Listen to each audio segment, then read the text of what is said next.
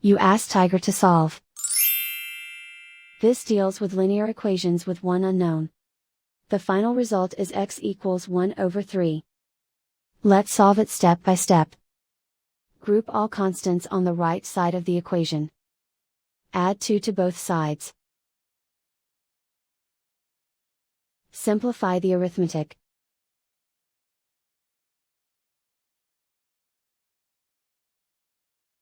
Isolate the x. Divide both sides by 6. Simplify the fraction. Find the greatest common factor of the numerator and denominator. Factor out and cancel the greatest common factor. And so the final result is x equals 1 over 3.